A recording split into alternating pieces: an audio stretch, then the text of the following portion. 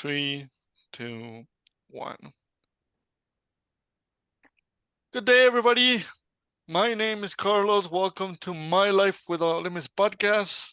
On another episode that we're recording today for your wonderful liking. But before I continue and introduce our wonderful guests that we have for today, I just want to introduce my co-host, the brain of the podcast, the producer of the podcast, basically. Well, the producer's Cerebral Palsy, Alberta, but the one that's always in the background doing all these wonderful things, which is Leah Eisen. Hi. Welcome, Leah. How are you doing today? Good, thank you. I'm doing really good. Just got back from a 2-day trip to Calgary, to our Calgary office, and was at our golf tournament, which was awesome. And it was really successful. And yeah, it was really great. It was nice to see all the renovations that happened and how the office has come together over there since they've had a total makeover.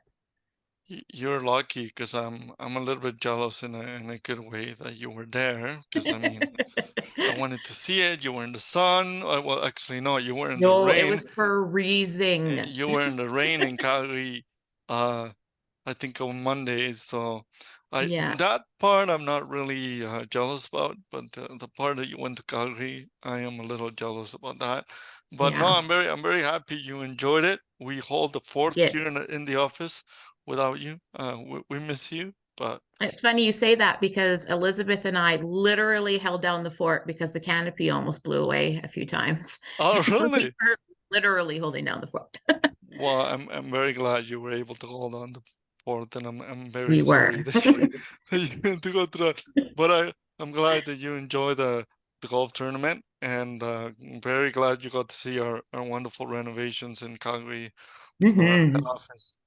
Hopefully we, as the rest of the staff, were able to see it sometime soon. But anyways, I wanted to introduce two amazing guys that we have for today. One of them I just got to meet today, and the other one, I have met him for a very, very long time. They both represent the Edmonton Sled Hockey Club. So I want to welcome Bobbi and Corey with us today. And I just want to know if either of you want to introduce each other and let us know who you are, what's going on in your life, what end up liking for the Sled Hockey Club, why do you end up liking it, and so on and so forth. So I'll let you guys introduce each other. So welcome, Bobbi and Corey. Yeah. Hey, I guess I'll introduce myself. Sure. My name is Bobbi Belsek. I'm currently a board member with the Edmonton Sled Hockey Club. I've been playing sledge hockey since the age of 14. So we'll say that's about over 16 years. The arithmetic is hard right now in the moment, I guess, but I am also a teacher. So arithmetic maybe shouldn't be that hard, but I'm a teacher in the Edmonton area. This year I've been subbing and doing a couple education related jobs, which will continue over the summer.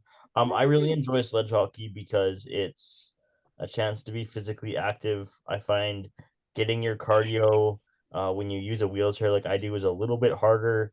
And sledge hockey is a really good opportunity to get your cardio and be active. So that's why I like it. I also like the camaraderie. And Corey introduce himself. Yeah, absolutely. Hi, Corey. Hi, Leah. My name is Corey Mcdonald. I've been with the Edmonton Sled Hockey Club for on and off, I guess, for about 2 years. I quit. I took some time off because of COVID. I think most people took time off of their sports because of COVID. So for about 2 years, I've been part of the Edmonton Sled Hockey Club, but I've been actually playing sled hockey since I was about 6 or 7 years old. Sorry, Bobbi, I've got you beat there. Just kidding. And just like Bobbi says, I am a wheelchair user myself. Just like Bobbi says, sled hockey is a great way to get your cardio and get some exercise. And it's basically for me, you're all on the same playing level. So you like I feel like I kind of forget about my disability when I'm on the ice. Oh, wow, that's great. Yeah, get a little, I think that's what it's like when sometimes you go swimming and stuff too. You kind of you're able just to move, you're moving like how you want to. And oh, that's great that I want to know, sledge and sled, I see both. Are they just interchangeable when it comes to the sport? They are, yes. They are interchangeable. Sled hockey is more the US. The US calls it sled hockey. Yeah. And we in Canada call it sledge hockey. How they are interchangeable though. Gotcha, because I see that sometimes. So actually, I do social media for our club, and it's hugely confusing to me in my own brain because, like Corey says, they're interchangeable. It used to be a lot more like, I think 10 years ago, the difference between US and Canada used to be in using sled versus sledge hockey. Used to be a lot more noticeable. Also now, Hockey Alberta, and I think to a certain degree, maybe Hockey Canada, are using the term para ice hockey. Oh, which adds to my confusion doing our club social media because I really don't know what to call the sport anymore on our posts. Right. So all three terms apply to the same thing. Did the last title? Sorry, Leah, what were you saying? Sorry. No, I was just saying I hadn't seen that one yet. So yeah, the last title that you're talking about, Bobbi, is that just recently that they just started calling it? Yeah, it's been like I would say in the last like year or two that I've seen that more. Okay. I think internationally, the International Paralympic Committee has been using para ice hockey since 2016, I want to say. For some reason that date sticks in my mind, or that year sticks in my mind, is that it's more internationally that it's called para ice hockey, or I guess nationally too, but for provincial provincial or even local clubs, we still refer to it as hockey. Yeah, Hockey Alberta I think is slowly making the transition though. Yes, how they refer to things. So all three terms mean the same thing. So all the three terms are correct. So that's interesting.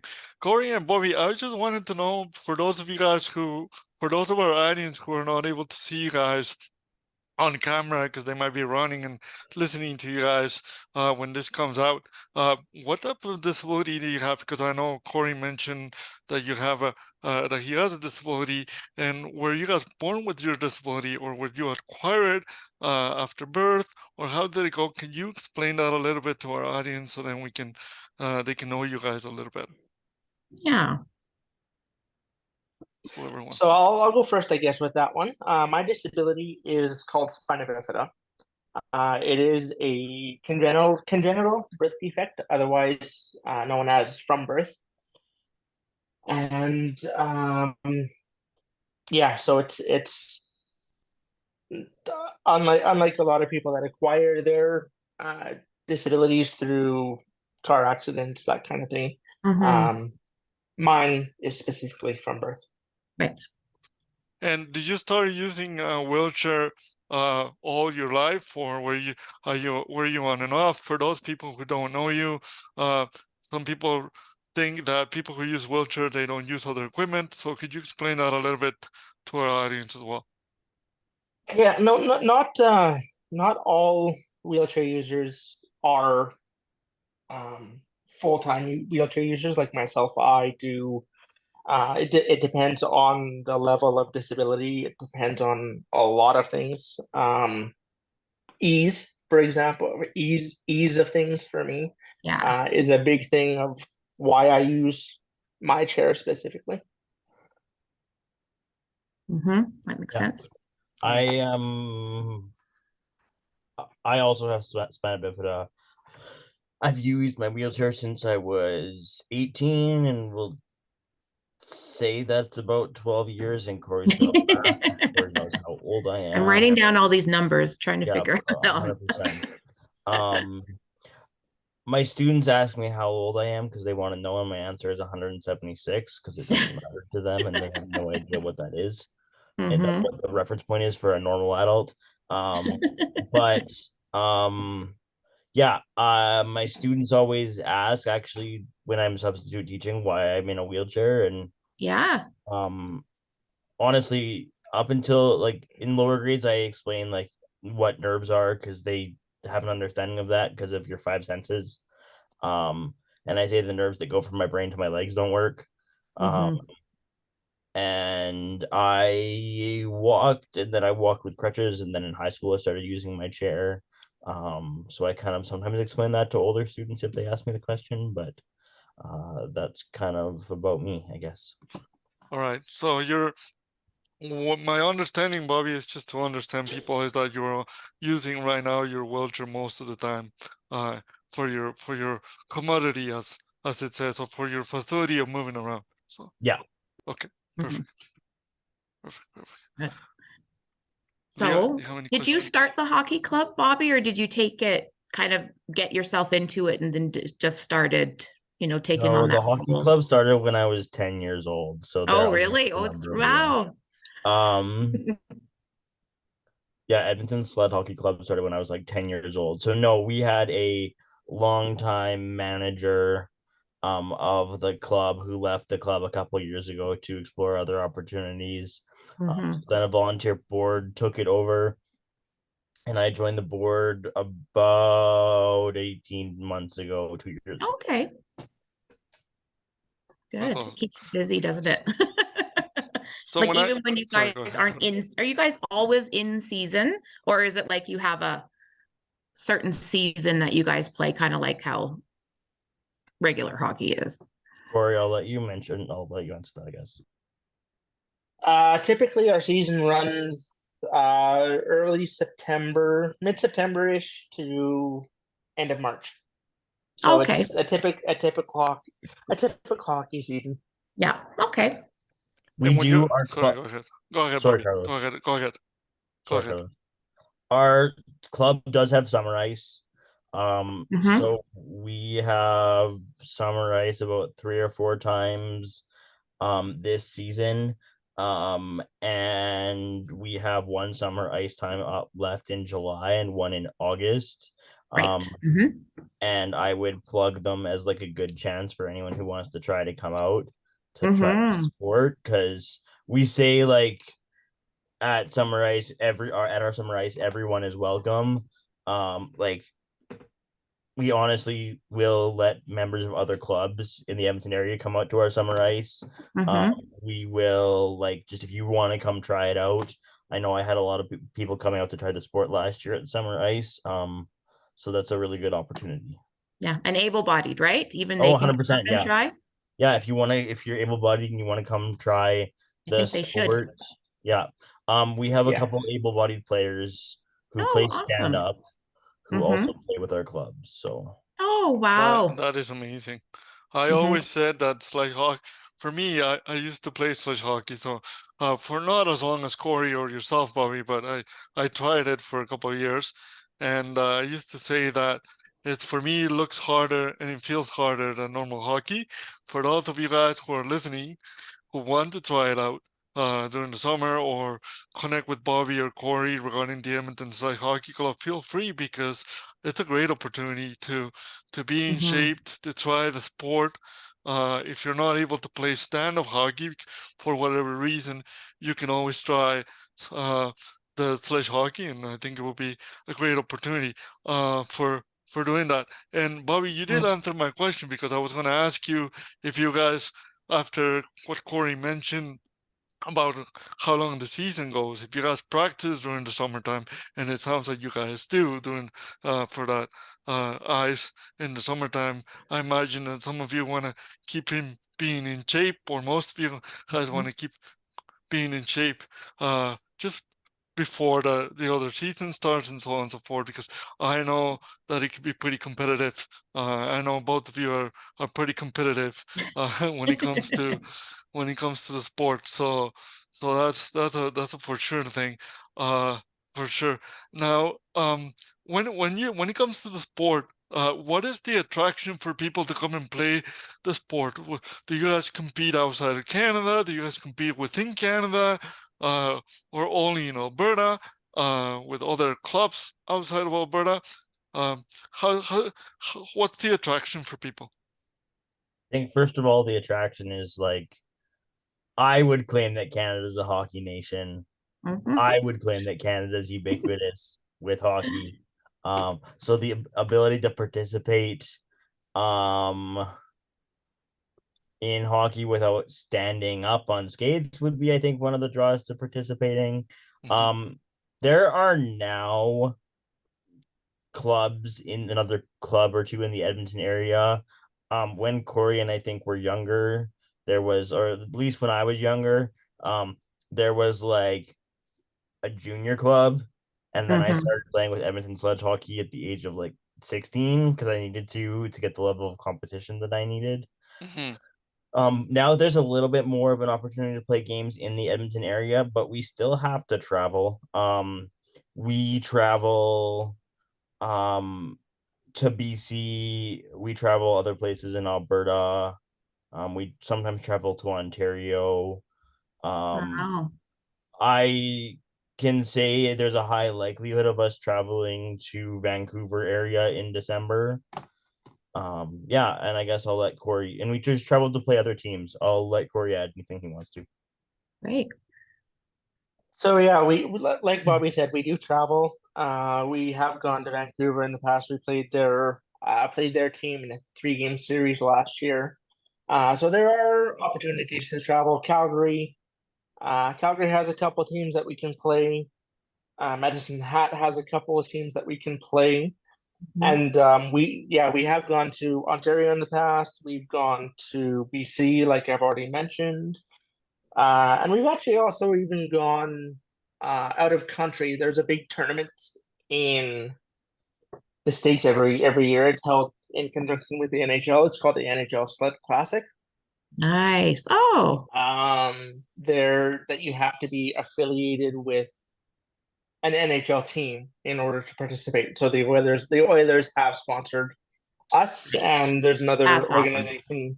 There's another organization too that the Oilers sponsor, that we go down to the States. Not every year, but quite frequently, and we participate in that tournament. It's actually quite fun. I've played in it once, and it was a blast. Oh, I bet that would be. Sorry, Leah. No, I'm saying I bet that would be a great time. Yeah, that tournament was a lot of fun. Our costs are we basically cover our travel costs for our members as a club. Okay. So we basically cover flight costs and hotel accommodations.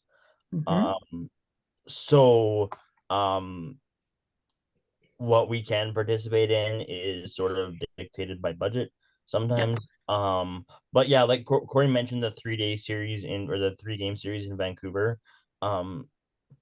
That's almost confirmed for this next season. Nice. And it's looking to be the same, just slightly different. Yeah. Calendar time. I thought I heard it was in January, but that's just me. Probably when it's going to be. That's I thought going to be for I thought I heard it was confirmed for January, but who knows? Well, we'll be excited to find out. That'll be fun. Do you guys have a rival team? Is it the Calgary Club? Absolutely. Of course. Absolutely. Right? Just like any other sport, we do have a battle of Alberta. That is very, very, very competitive. Yes, tradition, right? 1,000% yes, but we are actually like all friends at the end and like I bet deal, but yes, 1,000%. My I have a friend in Calgary. Her name's Sam. And we call each other frenemies because we're friends off the ice, but on the ice all bets are off. All bets are off. So it's co-ed, or is it, or do they have it separated too with girls and boys? Or is it you guys can play as co-ed? No, we're a co-ed club. Oh, that's awesome. The international sport, the sport at international levels is technically co-ed, and I say technically because there's unfortunately been very little female representation at the higher levels. But we would love to come we would love to play with everyone, have everyone come out. Great.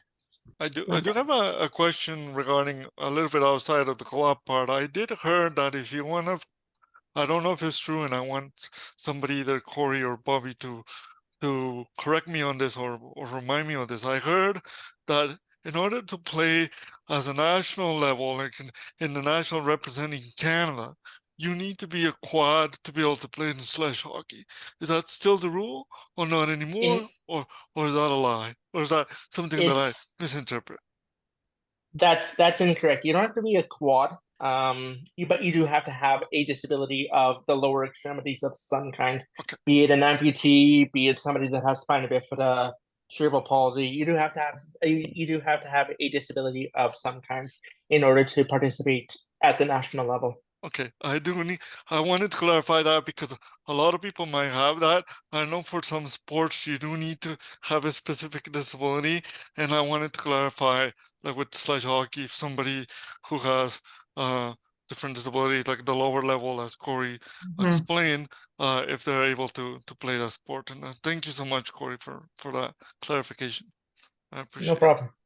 Yeah, it's good to get that out there so people know if anybody was hesitant or something to give it a try, you know. Has there been anybody from that you personally know that has made it? Like they're Paralympics, right? Have you had anybody from the club go that far? Both Bobbi and I know a couple of, there's been 2 or 3 people that we both know that have made it to the national level and made it on Team Canada for sledge hockey. Oh, awesome. Yeah, I'm only thinking of one name right now, but yeah, there's a couple people for sure. And like the sport is really collegial, and like I remember playing at the Alberta camp when I think I was about 18 and skating around with guys on the ice who were on the national team. And actually, funny story, I lost a contact and it was sitting on my knee. Oh wow. I still had it and it was sitting on my knee. And like I was skating around on the ice with these 2 guys on the national team, and all I remember thinking in my brain was, "Please don't hit me! Please don't hit me! Please don't hit me!" Oh, awesome. My goodness. That's awesome. That's great. Did you guys notice a bit of an uptake in interest when that one hockey player from Saskatchewan, from Humboldt Broncos, I think that's the team that was there, when he was in that accident and then he started playing, and I know there was a story on the news. Did that kind of bring up any more interest? I don't think it's brought up. I don't think that in particular has brought up interest, to be honest. The clubs had a lot of interest, honestly, from injured vets about 15 years ago. Okay. We had more of a collaboration with the Garrison at the time, and we've talked about restarting that. That's kind of ebbed a little bit since then, but that was sort of a big uptick in the sport. But like with the whole Humboldt thing, our club didn't really see an uptick from no. So no, I thought maybe because you know how it is when someone's in the news and they see a story like that, you never know if people decide they want to go try it out. And I think in general across Alberta, there hasn't been much of an impact. That story hasn't really impacted people to want to play sledge hockey. Like in general, not necessarily just our club, but all across Alberta. I don't think I've seen a difference of. I mean, maybe like new players because they've like aged out and and over the years, some people get disinterested in playing sledge hockey. But I think because of that one incident, there hasn't been nothing there. So Yeah. how do you guys think it could increase the interest of people? Because I see a debate a while ago regarding the Paralympic sports, including sledge hockey, not being televised in national television as much as the rest of the hockey stuff. How do you think it could increase for the clubs, and not only in the national level, but for the club, for people to come and try it out? Because I personally think it's a great sport to try out, and I think it can increase even bigger. How do you think it can increase, or which ways do you think it can increase? Well, and I'll definitely let Corey chime in a minute, but I just had this thought. When I was in high school, I remember having to like wake up at 3 a.m. To watch like the Torino Paralympics through like a web feed. Oh, I think some of Torino was broadcast on TV, but before that I can't remember the games before that, but I definitely had to wake up in the middle of the night to watch it on a web feed. And that's changed somewhat. I think CBC Sports does like a wrap up couple hours of Paralympic coverage. Or I think they did during the last like Winter Paralympics. Because honestly, Winter Paralympics are what I personally care about. Yeah. Because they interest me. But like it's 4 hours, which is way more than there was. But I think honestly, like comparable coverage to stand up in Paralympics would be a helpful thing. And then just getting the word out in other ways. And I guess I'll let Corey chime in. Yeah, so like Bobbi says, equal coverage would be awesome. I do know for the past couple of Paralympics that CBC, like Bobbi said, CBC did have like hourly, not hourly, but they did have like a highlight package that they did for the Paralympics. And they also did broadcast. I believe they broadcasted the sledge hockey games live. And so that was a big help. And yeah, so I think equal coverage between the Paralympics and the Olympics would be awesome. That'd be fantastic.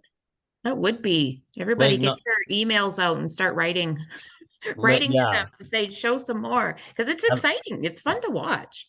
Super exciting. Yeah, like not to throw shade for a minute, but there's a lot of boring stuff on Sportsnet. I agree with you. I agree completely with you. That I'm like, I don't know why this is on Sportsnet anymore. I agree with you. There's like 6 or 7 Sportsnet channels. I would love to watch something like the World Para Cup on Sportsnet. Right. Sportsnet. I agree with you. There's so many channels on TSN has 4 channels. Sportsnet has a lot of channels who could be broadcasting. And I think the more it's broadcast, the more interest people are going to have to join the clubs. I think regardless of it, whether they broadcast or not, people should join clubs like the Edmonton Sled Hockey Club, because it's a really fun sport to play. I played it, and I haven't had the chance to join again because I've just been busy, but I can always make time. I guess I just have to make time again. But I think it's a great sport to play. It doesn't matter how well, when I played it, the coach that used to coach Corey and I used to tell me it doesn't matter how agile you are or how good you are, as long as you're having fun in the ice. And I used to think that I suck compared to the people around me, because we had good players when we used to play. Corey's a really great player now because he's here, but because I was able to see him play the sport for the amount of time that I played the sport, which I think was 2 years.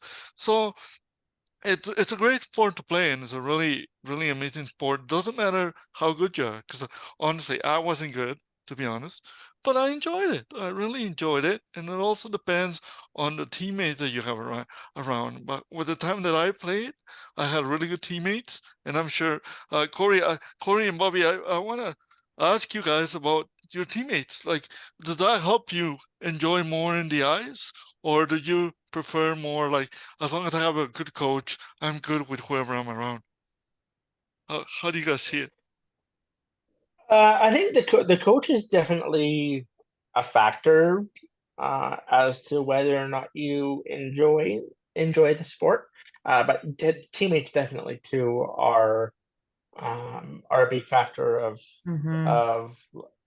especially off ice. So like if you hang around your teammates off ice, like we do sometimes, we'll go to a restaurant post game and have dinner together post game. And yeah, it's I think they're both equally important to have a good coach and to have good teammates too. Teammates with positive attitude. Yeah. I agree with Corey. I'm also, because Corey's brought up coaching, I'm gonna put in a shameless plug. If you are a hockey coach who is interested in learning how to coach sledge hockey, our club would love to connect with you.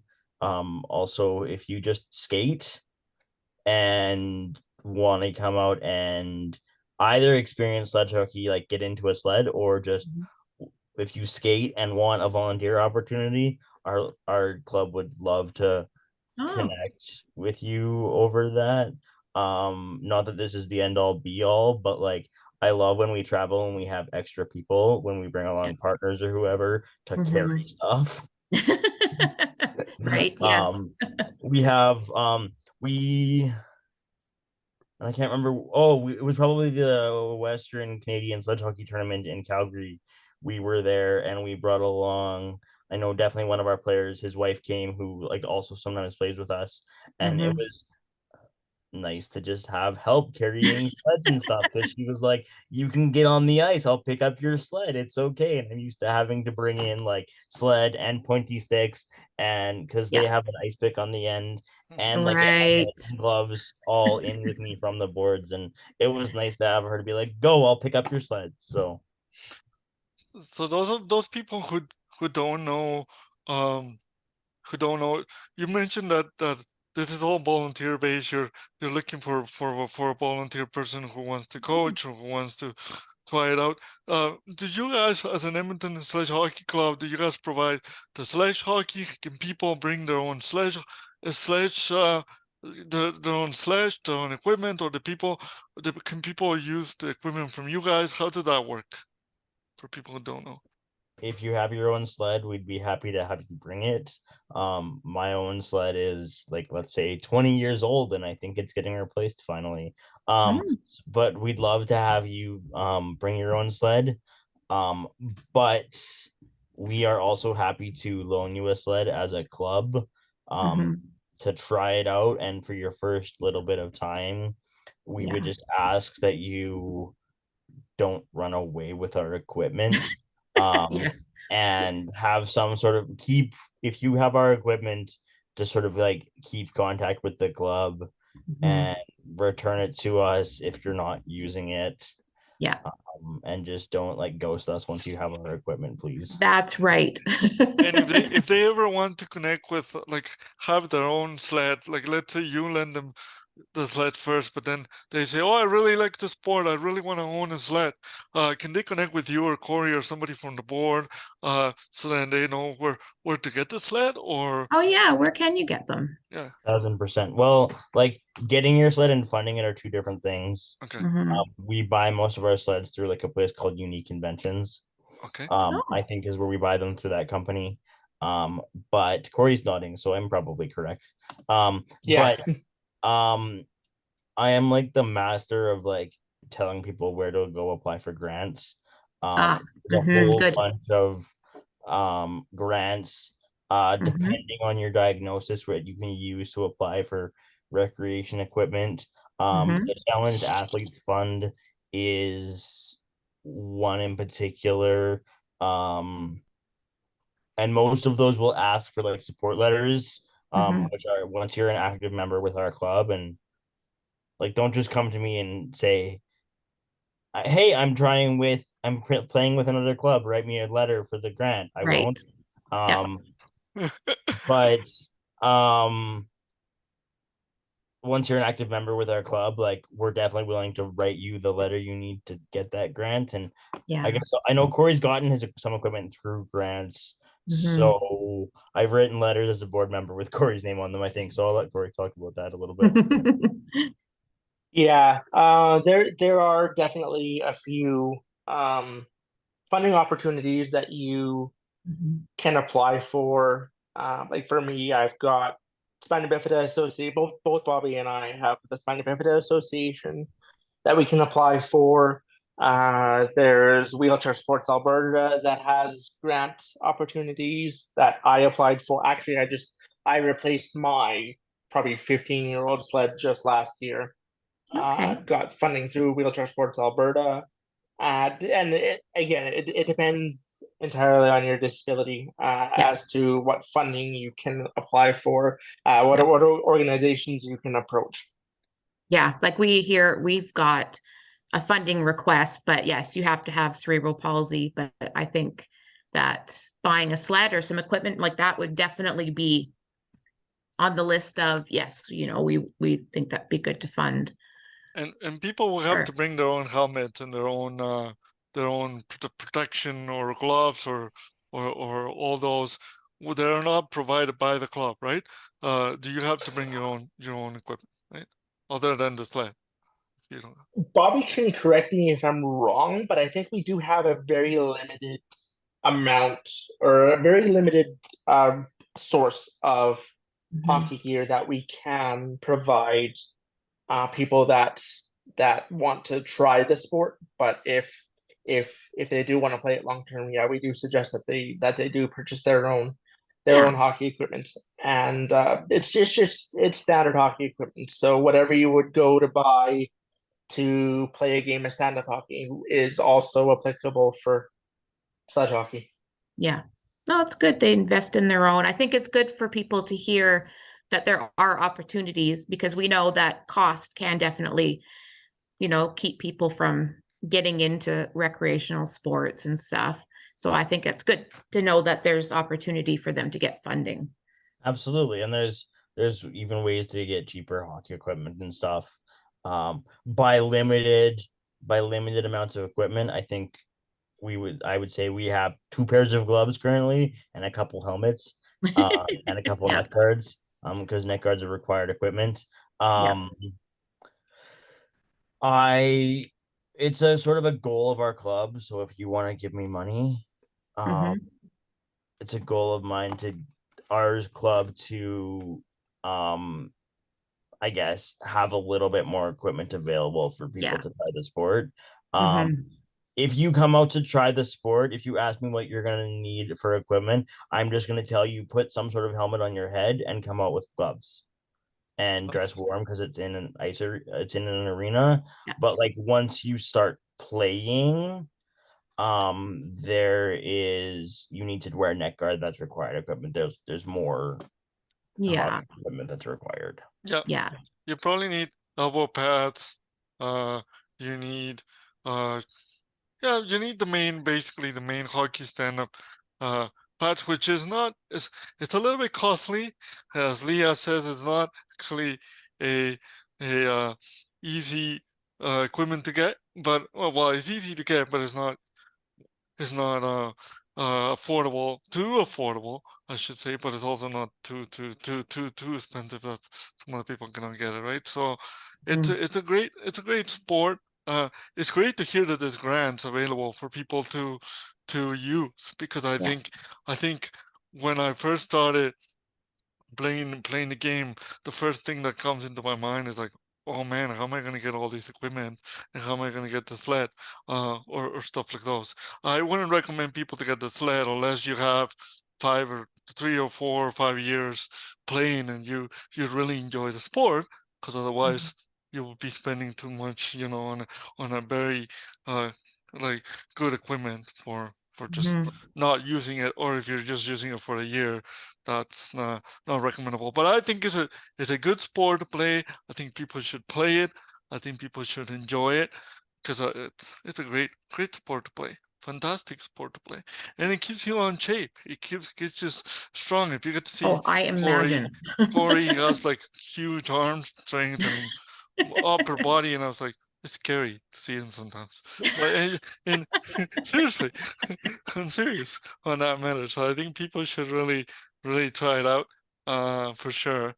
Leah, do you have any more questions that you want to respond before we wrap? Do you host fundraisers for stuff like that? Yeah, well, we have a couple fundraisers for our club. So we get what's the word? Casinos. Oh, okay. Oh, really? Oh, that's good. Yeah, we have one in the first quarter of 2024. Great. We also do a couple other fundraisers. We do a liquor basket raffle that's fairly successful and has been selling out every year, so we have to keep expanding it. Yep. So Leah and Carlos, if you want to get in on a liquor basket raffle in December, oh yeah, we'll definitely do that for sure. There's probably honestly gonna be three. There's probably gonna be a large basket, a medium basket, and a small basket this year because we sell so many tickets. Wow, good for you. Not everyone in our club even got tickets because we sold out fairly quickly. That's great. And then we also we do a couple other fundraisers during the year. Oh, good. Yeah. No, that's great. And casino was awesome. And make sure when that's happening, you're recruiting volunteers. Like if you need assistance getting the word out, I'll definitely. Oh, that'd be fantastic. Absolutely. Yeah. When I get the actual date, I'll let you know. Yeah, that'd be great. So Life Without Limits is what we talk about a lot on here. So I would like to know, maybe from you first, Bobbi, what life without limits means to you, and do you feel that you live life without limits? I think I do live with life without limits. Without getting super meta, there's like always ways to improve accessibility in the world, to make it easier. But I think living life without limits to me means being able to do the things that I want to do, to be able to work, to participate in sports, to go hang out with my friends after hockey. So I do think I have the opportunity to live life without limits. Good. What about you, Corey? You know about this life without limits thing from working with us and probably hearing everything is without limits. Right? Yeah. I definitely think I do live a life without limits too. I think a big thing, especially in the disability community, to live a life without limits means like you don't let your disability hold you back. You try new things, and if sledge hockey is a new thing for you, come out and try it. That'd be awesome. And yeah. Great. No, that's good. Well, thank you so much for your responses. I think I tell Leah this all the time. This type of responses, it just give me the opportunity to learn more about what life without limits looks like for not only for me but for every single person that we have in our show. That's the most important part, and to hear you guys' responses of what your life without limits look like, it's a great opportunity for us to continue learning and all of our audience to continue learning. Thank you so much for being here today, Bobbi and Corey. I know both of you guys are busy and doing your own life around you guys. Thank you very much for taking the commitment to do this. Do you guys have any last couple of comments or comments that you guys want to say before we wrap it up? I guess I'll let Corey go in a minute, but my last shameless plug, you can follow Edmonton Sled Hockey Club, Sled SLEED, Sled Hockey Club on Facebook. You can email us ESHCboard@gmail.com with your questions. We have Summer Ice July 22nd at 12:45 and August 12th at 12:45. those are both weekends in the summer.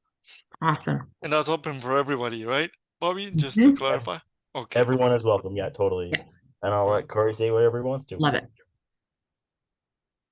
And I just totally had a brain fog. Sorry, what were we talking about? Sorry, brain fog. Last words. Last words. Last words. Last words. Anything you want to say that, let for people to know about the sport?